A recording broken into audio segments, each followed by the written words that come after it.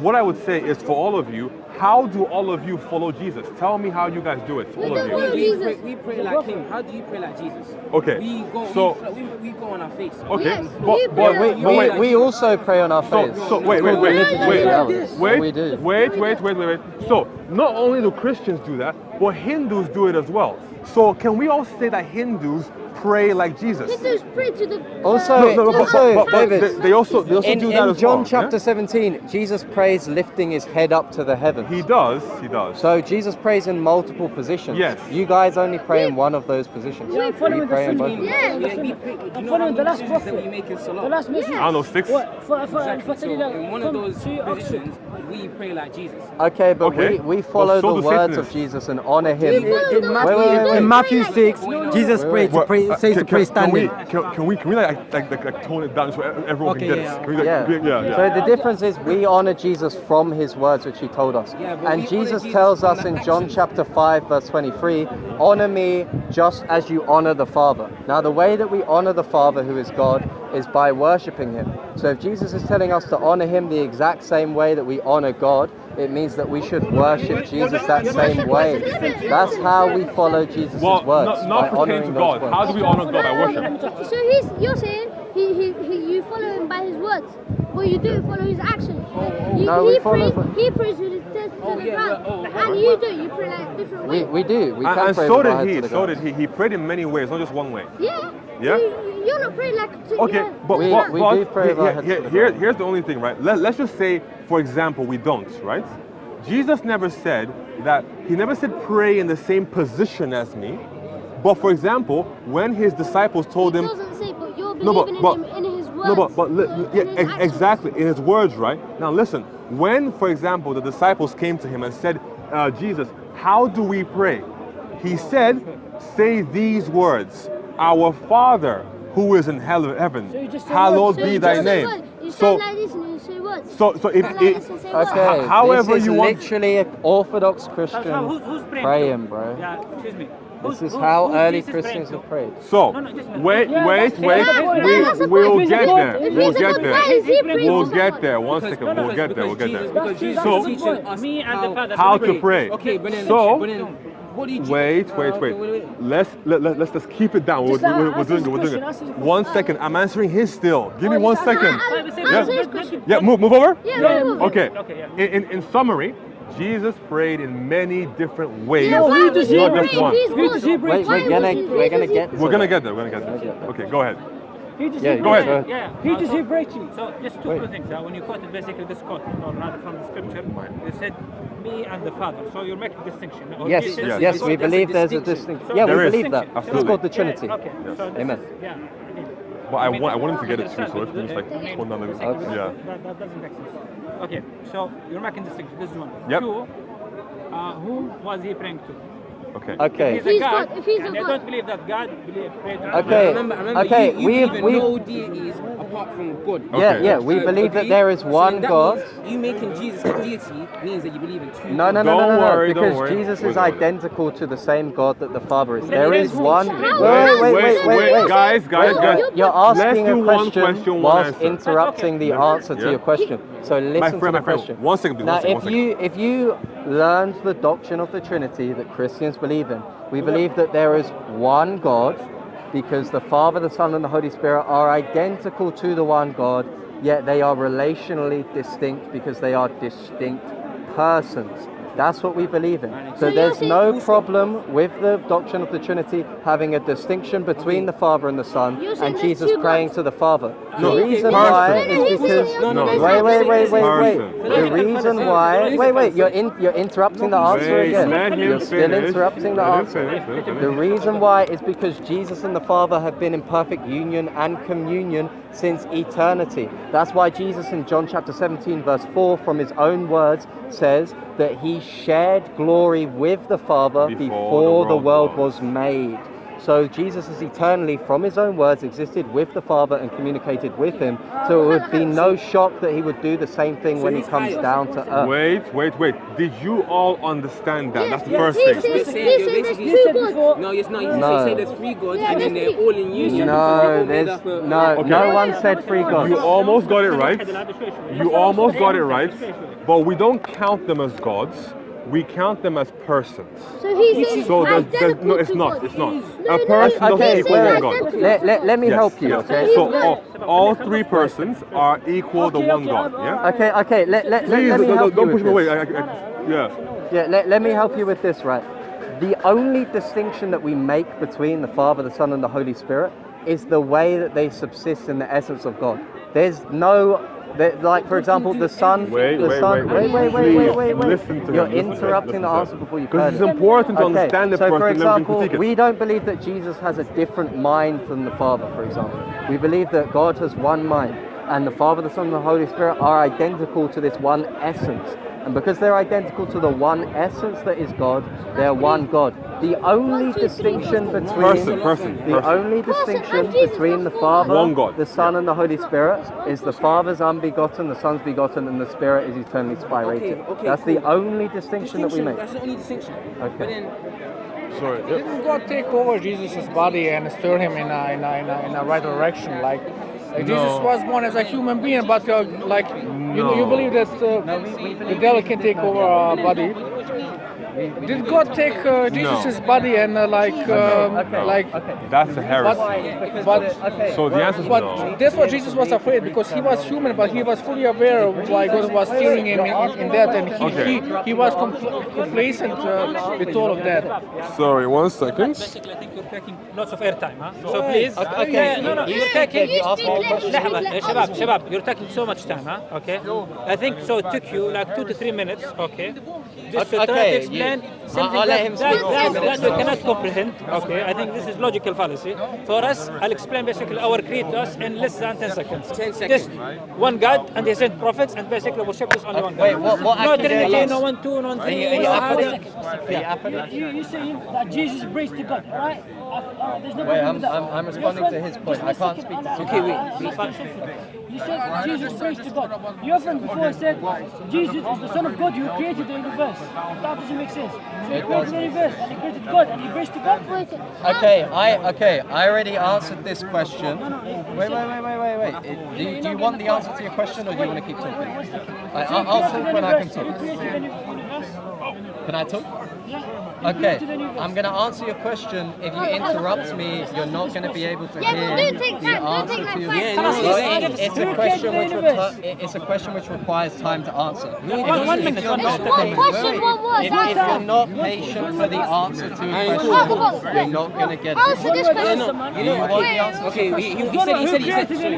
Okay, he said you're gonna give us an answer, but to what? First, tell us the question that you're gonna answer first. Yeah? Okay, I'm going to answer his No, question. not his question. What's the question? His question is, how can Jesus create the universe if he prays? No. Okay, yeah. But just Okay, one more you said question. yes. But then, no. If you see that question, yeah, in a nutshell, who created the universe? Okay, the Father, the Son, and the Holy Spirit, the one God, created the universe. Who's the God? Because they're identical to the one God. They have one and will then that they share. remember They before, yeah, created I'm not cutting you off here because it's all intertwined. I remember before I said, remember you said out of your mouth that they have all the same minds. If They have the same okay, mind. the same mind, yeah, khalas. Then if you say that, then that means Jesus should have known the hour. So Okay. tell me when Okay, Jesus can I knew the explain the hour? He himself said he doesn't know the hour apart from God. Okay, can I explain the passage of the hour? Now, there is two interpretations with regard... I'm going to explain to you the two interpretations, okay? Okay, there's two interpretations with regards to Mark chapter 13, verse 32, where Jesus says he doesn't know the hour. Interpretation number one is that Jesus has two natures, a divine nature and a human nature.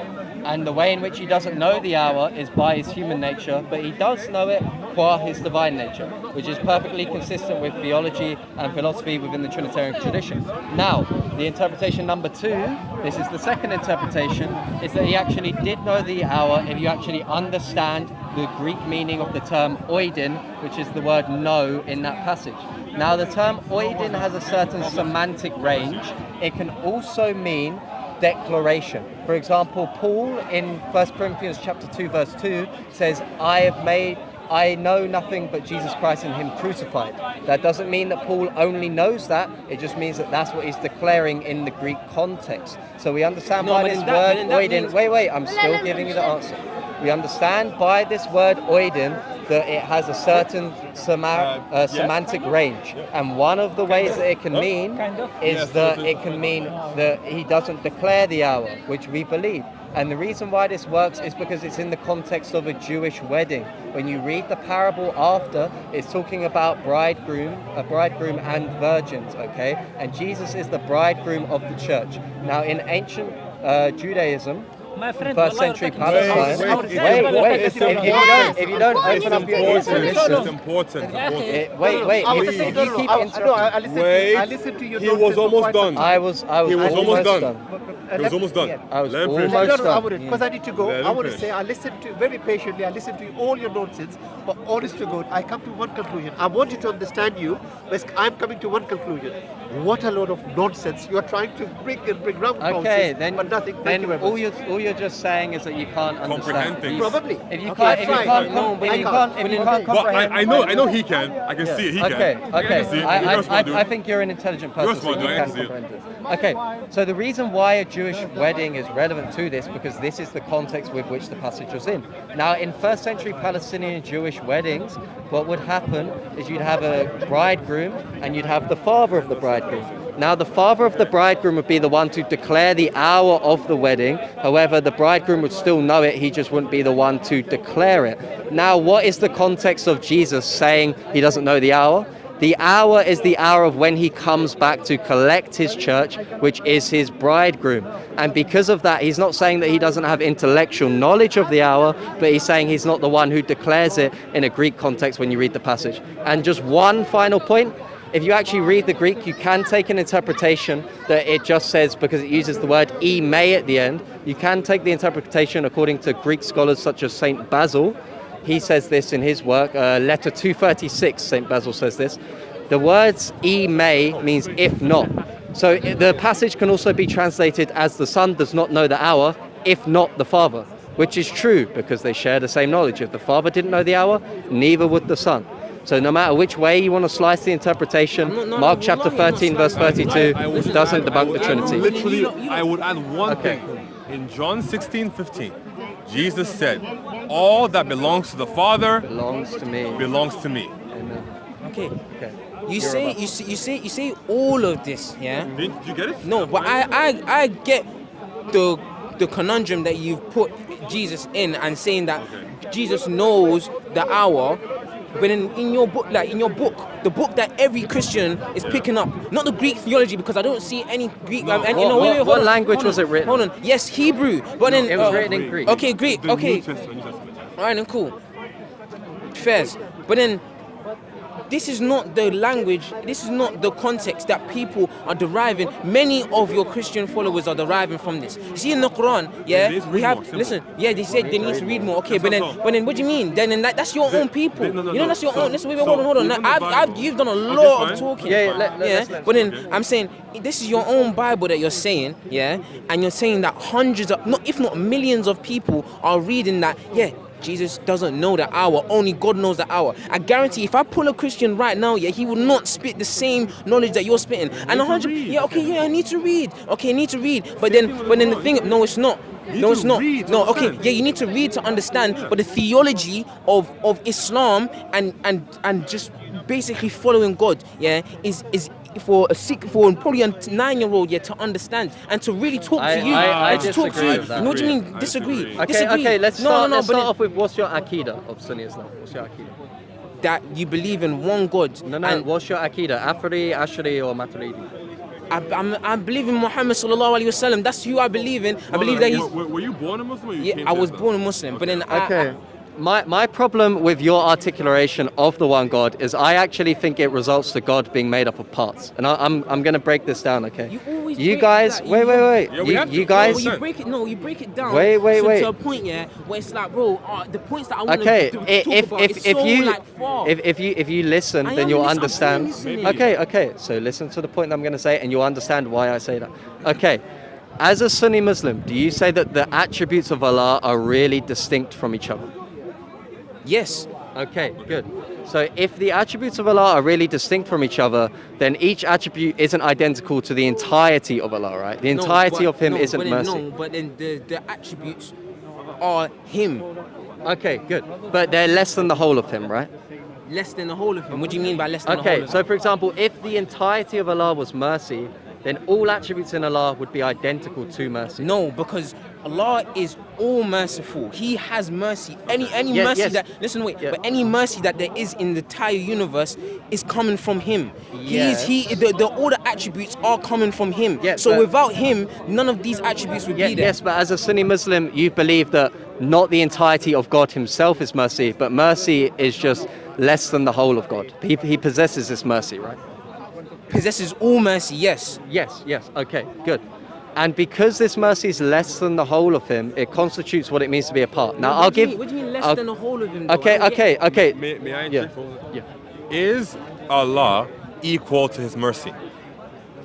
His Is one Allah equal to the whole of Allah's mercy? So You're trying to is say- the entirety of God mercy, or does God have things other than mercy? No, but God has other things other than mercy. That's why He's the 99 names. Exactly, right? And So the the 99 reason, names don't equal Allah, do they? yeah, they're not the whole of Allah. If you think of Allah as a pie, is mercy the whole of the pie or a portion of the pie? Mercy is the whole of the pie. Okay. Okay, so Ar-Rahman, if- Ar-Rahim. What's Yeah, Ar-Rahim? the whole of the pie, yeah? All Yeah, of the things. the problem is, right, Everything, okay. every single attribute is the whole of the okay, pie. the problem is if you're saying mercy is the whole of the pie, then you're saying all the other attributes are also the Yeah, whole of the yes, pie, yes. which means that all the attributes are identical to each other. Yeah. There's no real distinction but then- between the but then attributes it's not- anymore. there This is. is Shia Islam. No, it's not. It's not. It Shia, is, it's this not- is no, divine listen, simplicity. no, but let me explain. Let me explain why. Because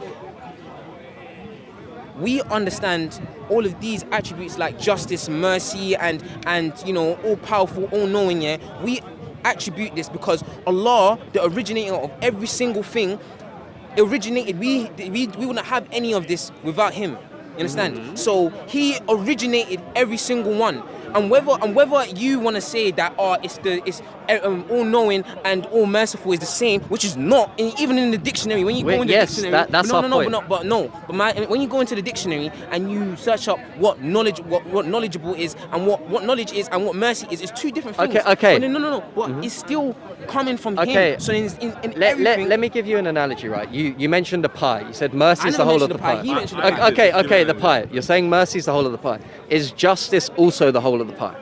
You're saying pie. Okay, when you use pie, you make it seem As you an put analogy. but as an analogy. But then you make it you're making it think that Allah is like.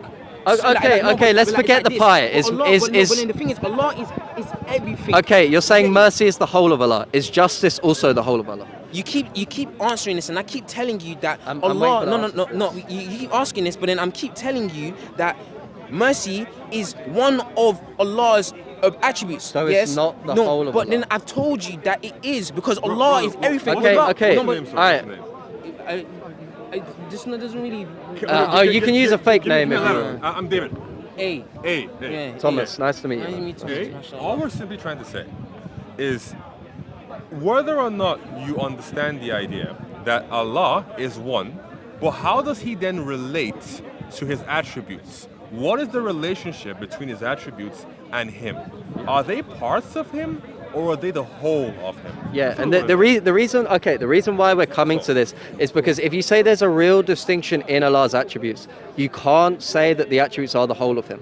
Because if you say justice is the whole of Allah, but so is mercy, and there's one Allah, then you have to say justice is mercy. They're the same thing. No, I but don't. because you're saying no, but then you don't understand. this is just how identity works. This is the law. It's not because look. Okay, it is. Look, no, because It's called the law of transitivity. No, okay, you can. I say- can you I can tell you what the law is if you want. Mashallah, I but think then, it's like take it down. No, like, but no, but- no. Yeah, just But, like okay. take it down like, like 3 levels or whatever. okay, Yeah. you Just do so that. get it. But listen, let me explain it. Cool. Do you agree that every single atom comes from God? Well, that's not what we're talking Wait, about. it is. It's exactly what we're talking about. Every single atom is sustained as a cause by God. Yeah. Sustained as a cause by God, so which means comes from God. You could have just said yes. Yeah. Cool. But we have to So be no, specific. no, you didn't. You just could have just said yes. Like, you know what I mean? Okay, yeah, cool. go. So everything originates from God. We know love, and we can describe love because God created it. And without God creating that specific thing called love, we would have never understood it. Is so then Allah like wait, love? no, listen, you're jumping the gun, Okay, yeah. So because we have love, yeah, we can understand love, yeah, because Allah created it. So Yes. love, we can then say now, love originates from Allah. Can we not? Okay. Can we not? So- No, okay, cool. We're here now. Sure. Cool. Okay, cool. sure, So we then can- no, it's not however, but then What's wait. the relationship actually, okay. between Allah and love? No, but then it's not really. When you bring relationship, that's like a little bit further. So what I'm saying right now is that everything that that originates from Allah, yeah, like all of His attributes, they are Him. But we can They are agree with Him. this point, and it doesn't really tamper the points that we've already made. No, but it's not- Okay, it's okay. not tampering. Let I'm me telling- I'm let me telling break you- down I'm for you. No. Let me break down for you. Do you think we're all deluded? Wait, we're having a private Sorry, conversation. sir. Sorry, bro, Sorry, we're having a sorry, private sorry. conversation Oh, here, okay, bro. sorry. Yeah. So, okay. Do okay. you think you're deluded? Yeah, 100%. Okay, but we're having a conversation. So my argument to you is, right, there's something. Wait. You're talking to me, not. Hey, don't worry about it. Yeah, don't worry about him. It's just. believe you know what you're talking about. Okay. So what I'm talking about is the law of identity. One of the inference rules of identity is something called transitivity. This is just if A and B are equal to the same C, A is going to be equal to B. So for example, if I say Bill Clinton is the 42nd president of the United States, the 42nd president of the United States has gray hair. Therefore, Bill Clinton has gray hair. That's an example of the inference rule of transitivity from the law of identity. Now, the law of identity dictates that. Now, if you're saying that Allah, the entirety of Allah is identical to justice, and the entirety of Allah is identical to mercy, per transitivity, what we have to conclude is justice is mercy, which is what you guys are not saying. You're saying it's really distinct. So you can't say Allah's identical to the whole of But you can say that same it. example where you can then say Bill Clinton's grey hair is Bill Clinton. No, okay. Exactly. No. Wait, I'm using because I'm using transitivity as a law of identity Yeah, but then between. that's still not Bill Clinton. No, because grey hair is a predicate. It's not an identity. What's a predicate? A predicate. Okay, if I say A is tall, like you're tall, that's something I'm predicating of you. But let's say you're the first child of your mother, and I say A is his mother's first child. I'm saying you're identical to that. So Bill Clinton is his mother's. yeah, you're identical to the person of your mother's first child. Or if I say Clark Kent is Superman, Clark Kent is identical to Superman. But if I say Superman can fly, that's a predicate of Superman, that he has the ability to fly. That's an attribute of Superman, right? Okay, so you're talking about the predicates attributes. like And then that's attributes. what I'm saying. Exactly. Yeah. Allah, that's all the things is His attributes. What Yeah, they make- they're they- predicates, but predicates aren't identical to the entirety of a thing. For example, flight isn't the entirety of Superman, which is why it's a metaphysical part of Superman.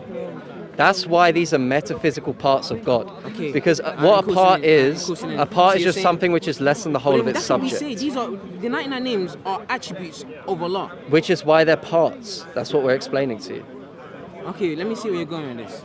Okay, so where we're going with this is so per conclusion of you saying there's a real distinction between Allah's attributes, you can't say that the entirety of Allah is mercy. You have to say that less than the whole of Allah, mercy is less than the whole of Allah, because it's an attribute, it's a predicate, it's not an identity. It's a predicate according to Sunni Islam.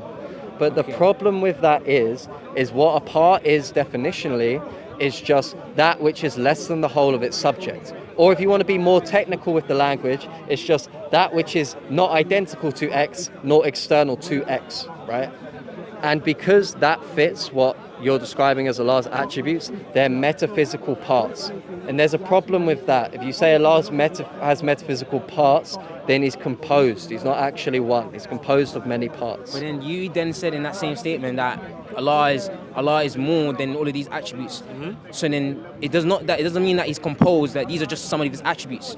Yeah. Like, there's more attributes. Yeah. There can be more attributes. That doesn't mean that he's composed, or rather that he's greater than all of the attributes that he's told us. Do you know what a composition is? A composition is a mixture of things put together. Yeah, it's just parts in a whole. Right? Yes, but then So- Allah, but his whole, these are attributes, predicates of his whole. So then predicates. he's still a whole, but it doesn't mean that it's parts of. It doesn't mean that it's parts, but rather it's attributes. So predicates are parts. It's describing like his nature. So, for example, I don't even want to do this because when I speak like this, that means I'm putting it into like pies and stuff like that, and I never want to do that. So, but I'm just saying, it's like this, like a person, you can then say he's kind, but then it's you are still a person. Kindness is a predicate, right? It's a metaphysical predicate. It's a predicate. Yeah, but kindness isn't the whole of you, so it's a part of you. That's the point we're making. It's less than you, though. That's the point we're making. Justice isn't the whole of Allah, so it's a part of Allah. But then it doesn't mean that it's a combination. It doesn't mean that it's a combination, because remember when I said again, composition. Because remember when I said again, everything originates to him. Yeah, but a composition is just a whole with parts. You're admitting in your statement that Allah is a whole with parts because you're saying his attributes are less than the whole of him. Definitionally, he's composed by his attributes. He's the creator of everything. Okay. So we keep going back here. No. So I'm trying to make you understand. If someone's the creator of everything, and listen, remember, it's everything, There was no one whole before him. You understand? So these attributes, which are only just attributes that he has just showed us, it doesn't say that this is Allah. Yeah. Okay. So the thing is, the point isn't that there's. Okay. Right. So what we're trying to describe here is the camera time. 5 minutes. Yeah, 5 minutes, that's fine. So what we're trying to simply say is, we understand that Allah is the originator of everything, right? That's fine.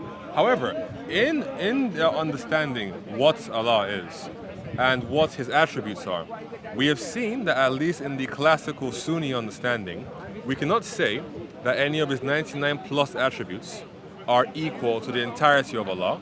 Instead, they're simply components of Allah. Almost like Legos that you use to create one giant image, right? So as a result, we then have a God that isn't absolutely one. He's one with multiple parts. Yes. And when you have a God that is one with multiple parts, then you can't really run around saying our God is one, because now he is a God of composition that is one potentially in authority, but also made up of attributable parts or predicate parts. So that's the problem that we're having. But then in that, okay, doesn't the Bible describe God? So when you describe God, isn't that the same as you saying building Lego pieces? We can go there, right? But do you understand the problem that you have in Islam? But it's not a problem though, because in us, because as a human, we're limited. Okay. Even if God dropped us his whole CV, exactly, we wouldn't get it. We'd crash. Yep. You understand? Yep. So in God giving us the small Lego pieces to picture something, so we can actually be like, okay, cool, this is who I'm dealing with this from now. Right. Yeah, this is what we're doing, and then remember we said 99 plus. So we don't know. Imagine we're looking at like a little pixel from a whole plasma TV. Right, but so the way we understand it, if we had the entire 1080p, it would still just be parts. Yeah. Still. So, yeah, but the point is, right? It's parts from a whole that he's only showed you parts, but he is whole. Let me make a point on this, right? It doesn't matter if there's infinitely many more parts that Allah has. The conclusion still is that he has at least some parts. Whether it's 10 parts, infinite parts, a million parts, it doesn't matter. We still have the metaphysical problem that the first necessary cause is composed of parts.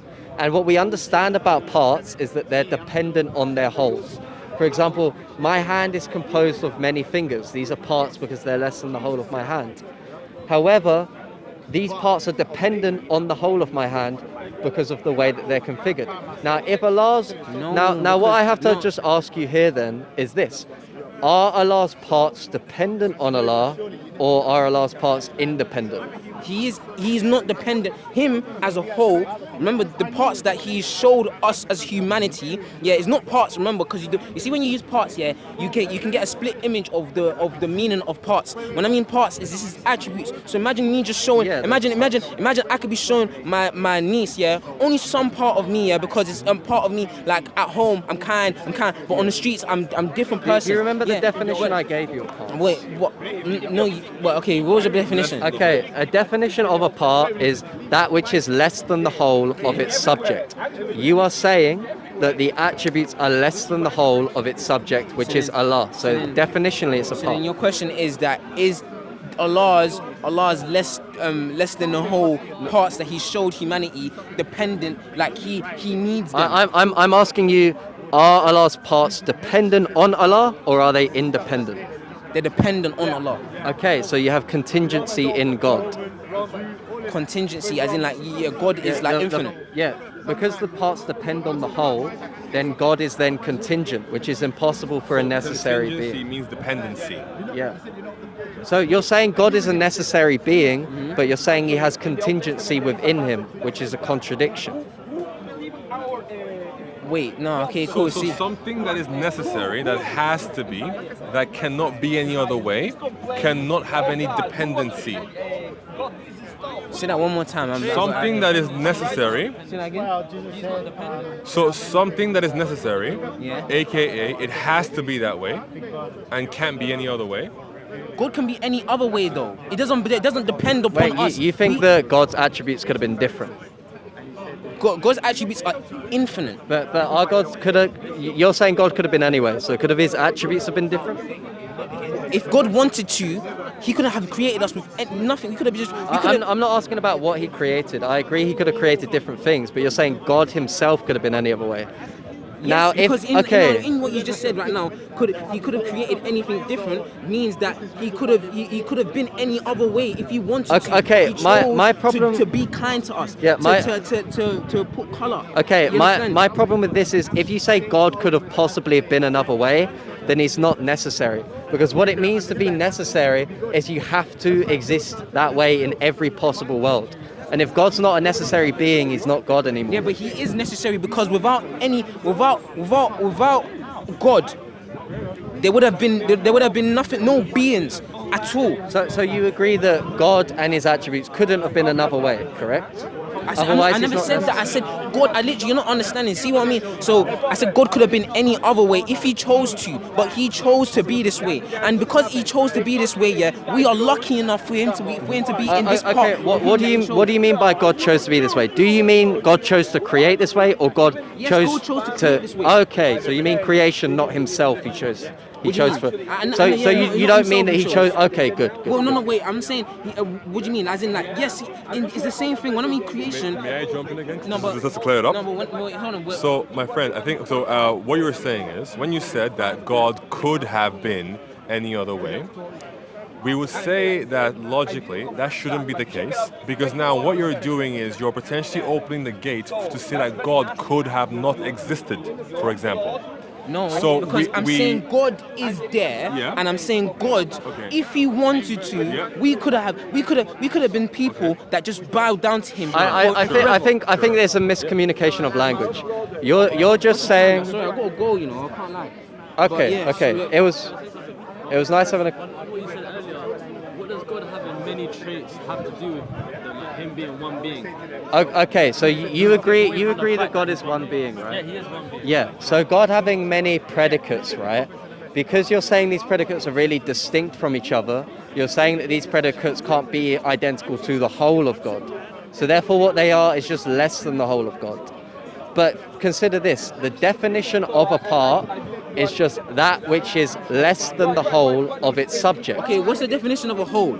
A whole Okay, so What is that? What does that Wait, take away from yeah, he says, no, wait, do you know is he will break it down, but then what's the definition of a whole now? okay, a whole. So for composed things, a whole will just be like the complete composition of parts. That would be a whole So thing. then you're Or basically for- just talking about or words. those are for things that are composed like us. Okay, but what is a whole? A whole is okay. So yeah, it varies. So for You example, mean, so then you're now even saying that you can't even no, define because what a whole is. because what a whole is depends on what you're talking about. For example, you're one whole human, but you consist of many physical parts and metaphysical parts. For example, your physical parts are your arms, legs, everything. But you have metaphysical parts, for example, your intellect. So what is the definition of a whole? It What depends. does it I depend can on? try pull up a dictionary definition for you. So, right now. for example, my friend. What is no, but not example. What Yep. is the definition of a whole? Okay, so is it not parts so combined into one? only for things that are made that's up only of for parts. So then Right. what are you trying to say that How God? does his traits being dependent make God dependent? We're dependent upon God. So That make if God so dependent so upon so us. basically if Yeah, the if he, entirety of a thing. That's a whole. The entirety, The entirety of a thing. yeah. So again, remember when I was talking to you from the start, I'm saying that God is all kind and all powerful. Okay, But okay, it's okay. And more. So here's when we pray, the problem. We say Allahu Akbar. Allah is greater than everything. Do you understand? Okay. So he's Okay, but and remember I giving an example of the pixel. The pixel, you can only see Yeah, the pixel. He's greater than the everything. problem is, You bro, understand? when in Sunni Islam, when you're saying God is all powerful, you're saying that the predicate of power is qualitatively infinite, but you're not saying that all of God is power. All you're saying is that that predicate, power, is qualitatively infinite. You're speaking about the quality of that predicate. Yeah. You're not speaking about its identity to its whole. Yeah, That's but the problem. then because when I say yeah, that, but when your then I problem say is that I you have to say it's still- less no, than the whole. No, but then that's what I still say Allah is greater. You see, when we say Allahu Akbar, Allah is greater. That isn't quite the Anything, point. huh? That's It not is- quite the point. It is quite. It's because So- I'm It's saying, missing I'm the saying, point. I'm We're saying, not listen, arguing. no, I'm not arguing, but I'm saying when we pray, and then we recite, we try to understand Allah through the Quran. And then still, every single time we raise our hands and we change positions and we try to get more closer to Allah, we say Allah is greater.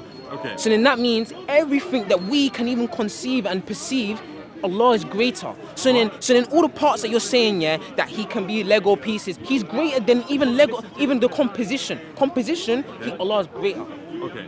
But the Sunni understanding doesn't allow you to say that Allah is absolutely one. It allows you to say that Allah might be one How does it not allow me to say that? because He has parts. So Yes, you it does. you I'm are- saying, but I'm saying no, but you're not understanding. so in the parts. if he, no wait let me. If He has parts in the same way that you and me have parts, No, or we're not in the no same wait way. wait in the same way that you and me have parts or predicates. You and me are contingent dependent things. No, because so us it's having because parts. our predicates are not like God. Right, but listen. You see our predicates. So, I can say I can be kind. it I'm not possible- all kind. I can be powerful. Okay. I'm not all powerful. So exactly in the So- same statement that you Wait, just said. are you saying that God is complete? Hold on. You just said I got it. but listen. But you just said that our predicates here. You can try compare Allah to our predicates. No, I wait, hold didn't on. compare Yeah, you Allah did. to our Wallahi, predicates. you did. You just I said said that that in the in same the way, way. in the same way that we have predicates. Yeah. Yes. Yes. Then Allah also has predicates. But yes, but predicates. But his Because predicates. it's in the wait, same hold on. category. Hold on. But it's in the same category. But we cannot quantify Allah's predicates. Which is Listen, fine. exactly. So So that's what I'm saying. the- And then the after that, and then power listen. of Hold on. Let me land. So Alright. Allah's predicates. Yeah, we cannot quantify. So for example, we can try and say I'm kind.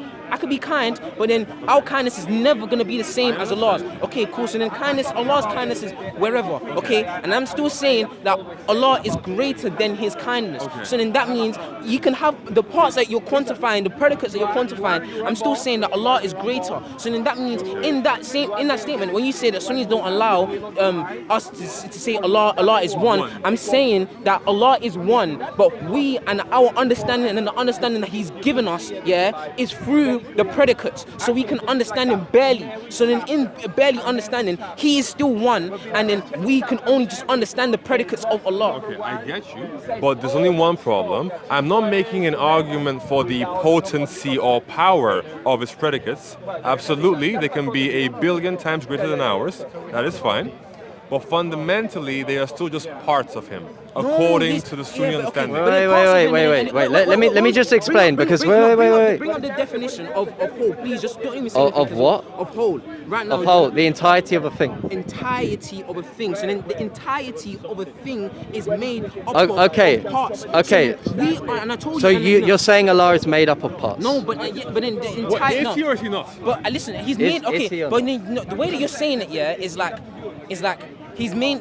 You're saying that you're saying that we're saying, oh, he's made up of parts, but then the parts make up him, so then that means he's open to, like, you know. Okay.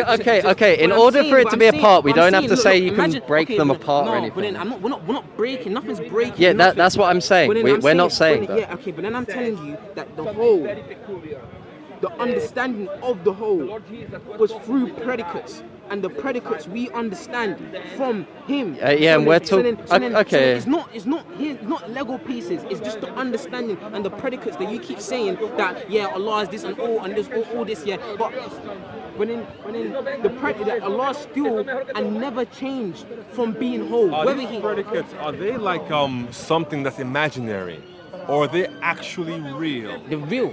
Okay, good. So is the predicates identical to the whole of Allah, or are they less than the whole of Allah? I told you again. Then- You keep asking the same. Wallah, you actually. Okay, I just need you to say I said whole they're or less less. than Allah. I keep Okay, telling you. if they're less than Allah, then by definition, that's what a part is.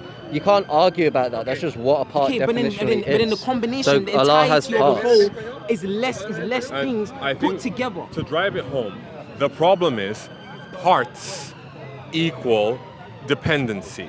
Okay. So now that we have established So parts equal dependency. Parts equal dependency.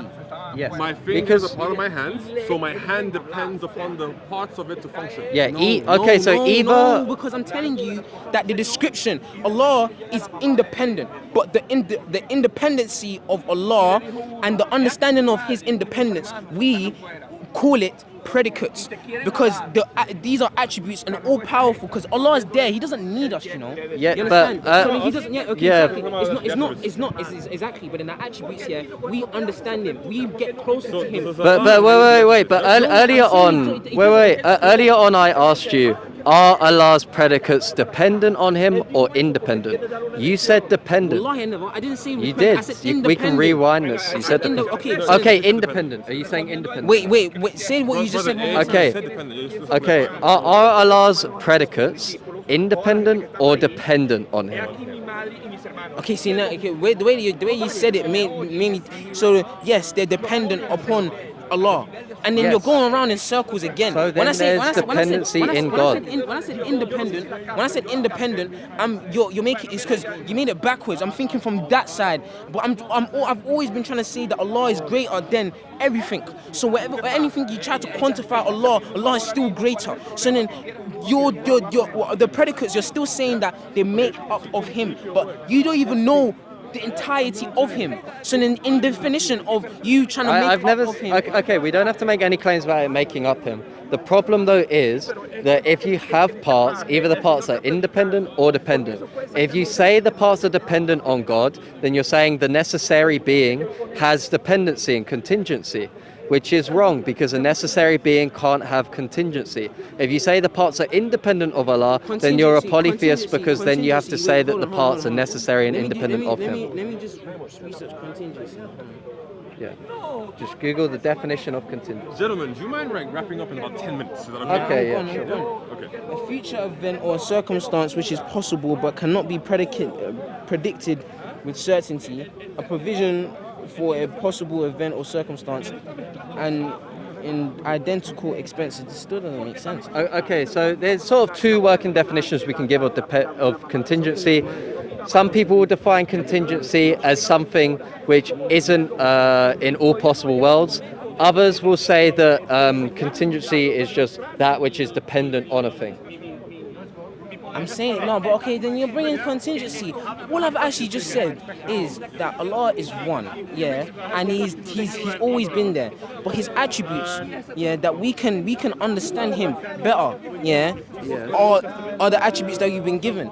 But we still don't understand who he really is. Oh, so okay. Do you believe that God is like his creation in any sense at all? God is greater than his creation. Is he like his creation in any sense at all? No, because I'm a bit apprehensive on how to answer that question, because I don't know where you're going with it, because if I answer saying like, because I can say like as in like we can try to be the attributes of that Allah that Allah has shown us. I'm not saying that creation can become Allah. I'm just saying, is Allah in any sense like his creation? In what sense? Talk and he can smell and he can speak. In what sense? Yeah, exactly. Okay, so for example, in the Quran it says Allah is all merciful. Is Allah's mercy in any sense like our mercy? No. No. Okay, then my question to you is this.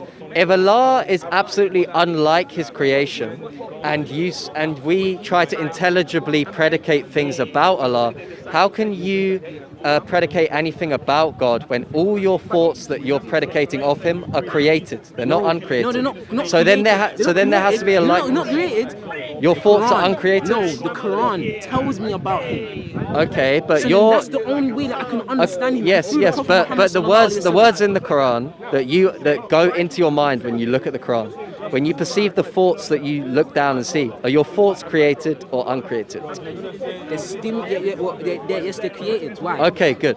So then when you say Allah is all merciful, your conception of all mercy is a created one. But you're saying that Allah is completely unlike his creation, which means he's completely unlike being all merciful, which means you can't say that Allah is all merciful because you don't even know what it means. You won't be able to say anything about it. But then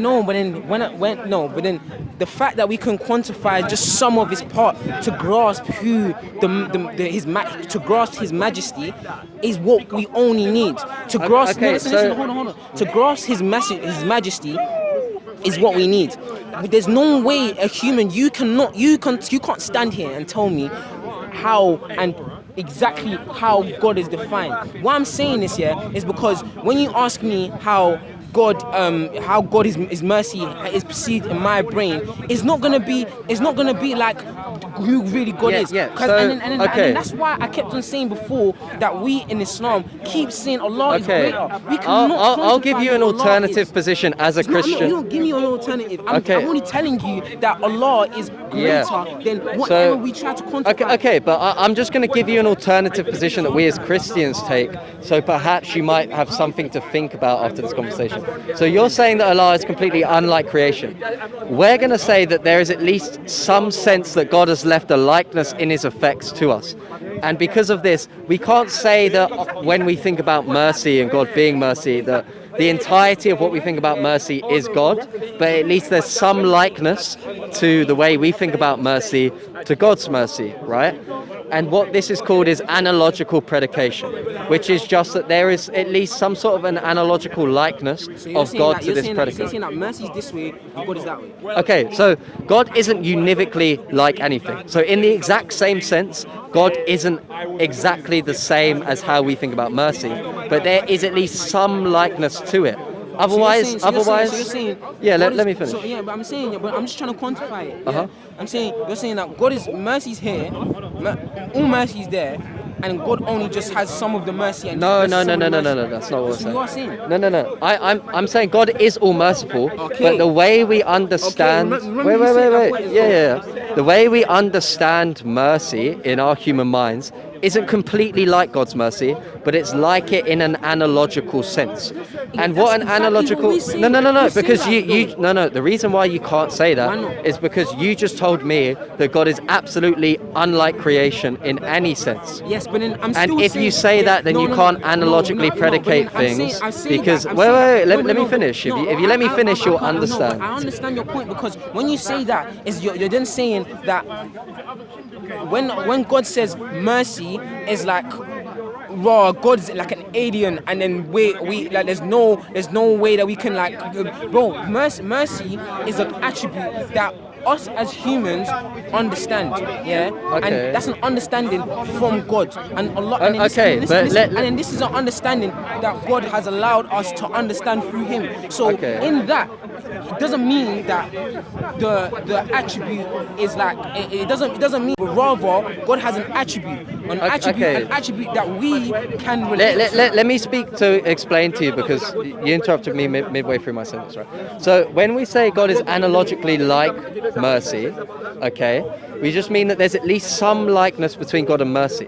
Now, if you say there's no likeness between our created conceptions and God, if you say there's no... Wait, you're interrupting me again. Allah's greater. You're interrupting me again. Let me finish my sentence. I'm not saying Okay, wait. If you want to clarify, because this is going to slow down the conversation.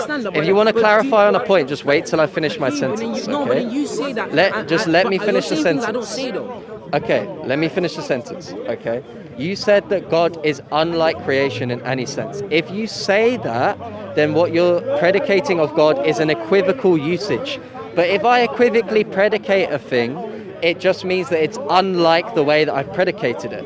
So for example, if I say trees have bark and dogs bark, I'm using bark in a equivocal usage there, because it's not the same way that trees and dogs have bark. Now, if you say the same way about Allah, then there's nothing that you can understand about anything about Allah. It just becomes a non-cognitive statement without any information in it. Now, wait. I'm almost finished. Just let me finish. Now, if we say that there is at least somewhat of a likeness between God and His creation, then we can analogically predicate things of God. For example, when I say, George is a good man, the wine is good, I'm not using the word good in the same sense, but I'm not using it in a completely different sense. I'm using it in an analogical sense. And in order to make that analogical predication, you have to say there's a likeness between the things you're predicating. But you're saying that likeness isn't present with Allah, which is the problem. No. I never said the likeness isn't present with Allah. You've actually said like 2 or 3 things that I had never said, you know. I've been telling you that Allah is greater than the attributes. I've been saying that, and you're saying that Allah isn't like the greater. Just to make is he like creation? No, you can't do that. I'm giving you my stuff. Cool. So then, now you say this, yeah. I can now, in the way that you've explained it now, the attributes, yes, that Allah has given to us, that we can understand through Allah, we are like them. We can be kind. We can be powerful. We can be knowledgeable. We can be we can be this. We can't be Allah, because remember that time you said, yeah, I'm not trying to tell you that Allah is that person. Or we're trying to make Allah through the attributes. I never said that. Rather, I'm saying that the attributes, we can be like, we can try to achieve, like, be kind, be merciful. We can try that. But then the like, you see, we cannot understand, like, Allah shows mercy to animals, to trees, to microscopic things. We cannot understand it even in the world, let alone the whole universe and anything. So that's why I keep telling you that we as Muslims believe that Allah is greater than His attributes. That our understanding of Allah, yeah, is through the predicates that you keep saying me, but it's not the whole. It's not the whole. It's just, yes, you can see parts, but the parts is just for us to understand Him. It doesn't mean that He isn't whole. It never ever took away from that He is whole. I'm saying that the predicates that He's shown us, yes, we can alike to them, but we can never alike to God. God has always been whole, and God has always been whole. That's literally, I'm saying. So would it be fair to say that you're agreeing with the proposition that God is in some sense like creation? No, because you're still So then you still have the same. No, because I'm telling you that the predicates that He showed us, yes, the predicates that He showed us, doesn't mean that this is His entirety. So you cannot, in that statement. Okay, let me rephrase the sentence. Is God's predicates in any sense like creation? Yes. Okay, good. So God, in some senses at least, like creation. If you want to say by His predicates, then by Allah's parts, He's in some sense like creation. Now, the problem that we're having here, okay, we can just disregard that argument because I don't think it's a problem for you anymore, so long as you say Allah is at least in some sense like his creation. But the problem I'm having for you is that you're saying God has parts and these parts are dependent on God. You believe that there's dependency in a necessary being, which is impossible. No, I'm telling you that we, the predicates, that we understand that this is who God is, yes, is we can try to be like him. We can try to be like him, but we cannot be like him. So in what you're saying, it never ever took away from God being dependent on anything. Okay, but you said that God's attributes are dependent on him, yes? Yes, I'm saying that you. Yes, so then there's dependency in God. No, it doesn't, because it doesn't mean. I'm telling you that the predicates isn't God, isn't the entirety of God. So then that means even if God didn't have them, even if God didn't want to describe to us like him, it never ever took away from it. You know, if we praise him and we diss him, we're not taking away anything away from him. When we're talking about the predicates of a thing, we can ascribe it to that thing, right? So, for example, the parts of a pie or whatever, right, that he was talking about earlier.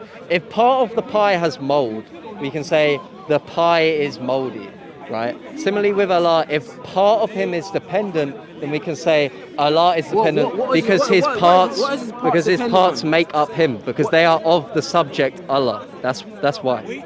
The parts will be dependent on the whole. That's the problem.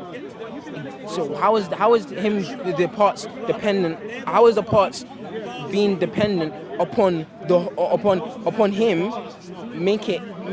What's your point from there? As in, like, the parts that you're describing from him, so you're taking away from it. So from him, you took away from his parts, and you're saying that the parts around here are dependent upon him. That's going back to him where you took it away from.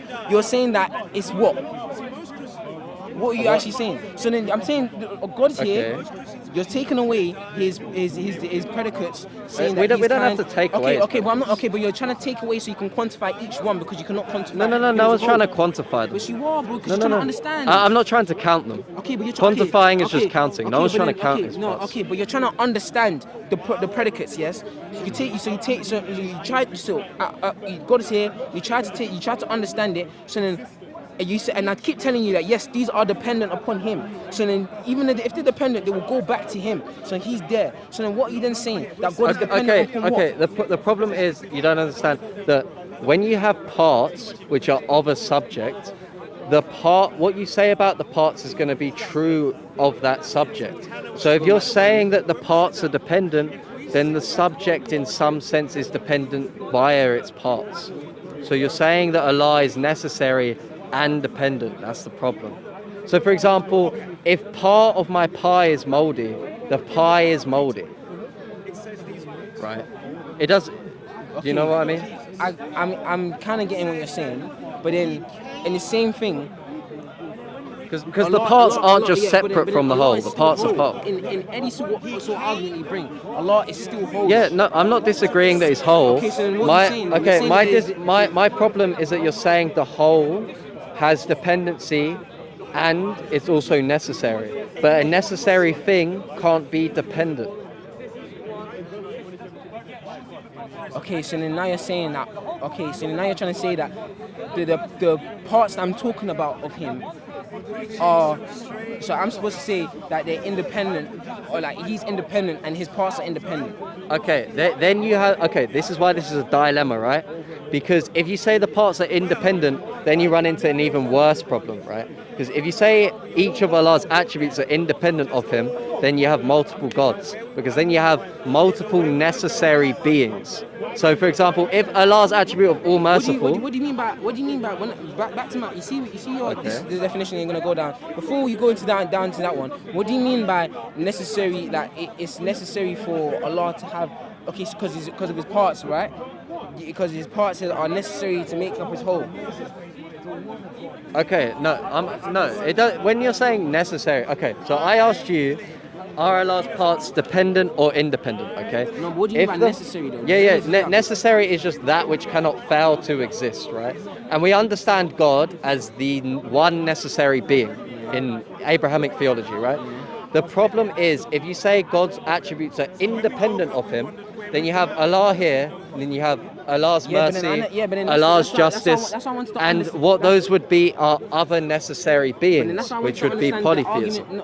The talk before saying how the predicates from Allah, that I said that the predicates are dependent upon him, yeah, the predicates are just like things that describe who Allah is. Yeah, but they're real.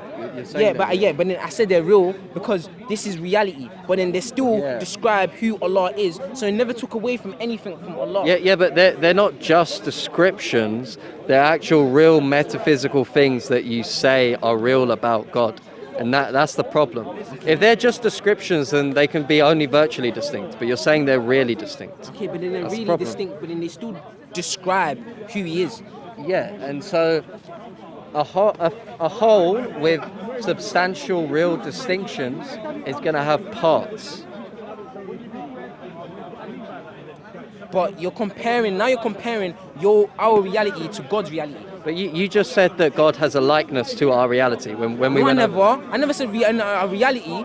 You know I never said a reality. I said the likeness to the attributes. You said a likeness to creation. That's our reality. No, but then I'm saying a likeness. We can try to be like the attributes, but it doesn't necessarily mean that the reality of God's reality is the exact same. Because God can be all-seeing. I'm not saying it's the same. I'm saying is there a likeness? But then I said the likeness. We can try to be likeness, but then that doesn't mean that his reality. No. You're misunderstanding. I'm not saying can we try to be like God. Okay, yeah. I'm saying is there any likeness to God and creation? And you said yes, there is at least some sense in which he's like creation. And I said that. So we can describe God. So there's no problem. But then you're saying that it's because it's real. Because I'm saying that God, the descriptions of God through the predicates, you're saying that they make up God, and then I say that because they don't make up, they don't make up. God is already whole, and I said because this is just descriptions of him. Yes, we can try to have a likeness, and then because you said no because it's real. It's God's attributes are real. Yes, I said they're real, and we could try to be like them, but it doesn't mean that our reality is like God's reality. I'm not saying anything about us trying to be like God's attributes. I'm just saying that in the end you just said, you tried to say that. But we can describe Allah, right? You agree that we can describe Allah through the things that He has chose to show us. Describe him in the way he described himself. I've been saying this, you know. Yes, but if you say that you can't apply any philosophical concepts to God, then you're not going to be able to philosophically talk about God in any context apart from what your religion reveals about him, which is the problem. Can you describe the Father? The Father is the unbegotten subsistent relation in the Trinity. Okay, now this is a tu quoque fallacy where we're just going to my belief. I'm asking you a question. You using all the time, you're using fallacy with him. Right. How you can put like I this can't with lie. God? Do you know, it's one man, but two men are better than one. When you come to describe the Father, you start to use. We want to use philosophy. Can you describe me the Father from the Bible? Yeah, from the Bible. Yeah, the way that we do it. How do you do it? Okay, John chapter 1 verse 18, it says that the Son is eternally begotten of the Father, and from that we understand that the Father is the unbegotten member of the Trinity. Okay. Now what this is a whataboutism. Notice that they're trying to get away from the point by switching it to my belief. This is called a tu quoque. Yeah, but wait. We're having a good conversation here. Now this is called a tu quoque fallacy. A tu quoque fallacy is just when someone, instead of answering what you're asking about them, they switch it to a question about your belief. It doesn't answer the question that you're giving. Okay, so you need to answer my points without committing whataboutism. I did, but then you're saying that I can't have a talk with you because I understand my belief. You can have a point. You can have a talk with me without diverting the point into a tu quoque fallacy. No, I'm not, because you're saying that because I cannot bring philosophical tools because to the only way how we had run away from the Bible is just to use philosophy. But when you ask him about the Bible, he will get stuck. Can you describe the Bible? Okay. You need philosophy in order to interpret the Bible. So the point that he's making is just stupid. Are you telling philosophy is better than the word of your God? Yeah, no, philosophy. No. No one's saying. Wait. Philosophy is the only way that you can describe God. You just only put your Can I speak? Wait, you're interrupting. Okay, no one's saying that philosophy is better than the Bible. However, philosophy is a tool in which we use to interpret the Bible.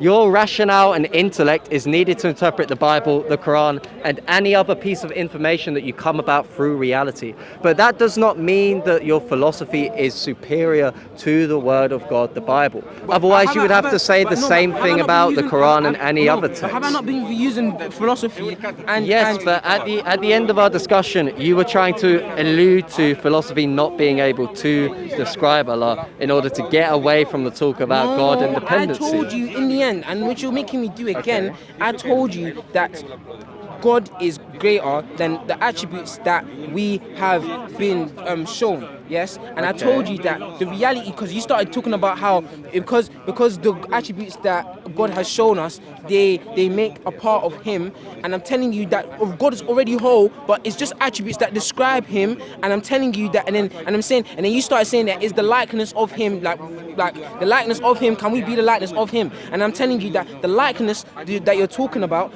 I'm saying that yes, as humans we can try to be like it, but we can never be like it. I'm not saying we can be like it. And then I'm saying, and then after that, then you started talking about reality because it's real. The likeness of Him being the likeness of because the predicates that he's talking about is real, and we try to be like it, and because it's real in both ways, saying that in a nutshell, we're. Bro, it's long. Okay, so the reason why I brought up likeness, by the way, you're free to, if you need to go home, you're free to leave the conversation at any point. But the reason why I brought up likeness is because it seems like whenever we're trying to introduce the talk of necessity and contingency with talk about God, then it seems like we're trying to deviate away from that by saying God isn't like these terms we're using, so therefore we can't talk about it. Okay. Wait. I'm not finished talking. Okay, so if there is some likeness that God can have to those terms, then we can philosophically talk about God, and this conversation can continue. That's all. Yeah, that's the only point I'm making. Then when you said that, and I told you that God's reality is yes real, but then my reality. Okay, I gotta wrap this up, man. Okay, but my reality, one more point, and then I'll close up.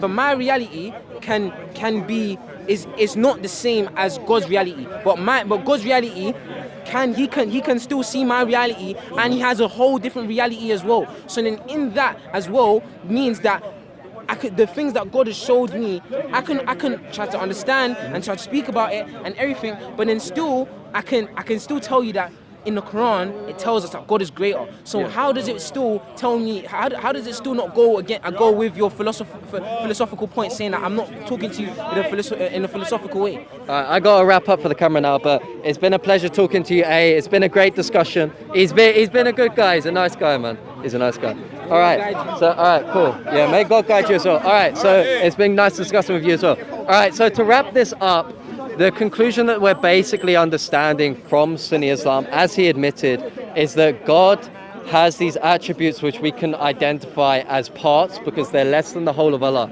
Remember, what an attribute is, speaking definitionally, is just that which is not identical to X nor extrinsic from it, or just that which is less than the whole of a thing nor extrinsic to that subject, right?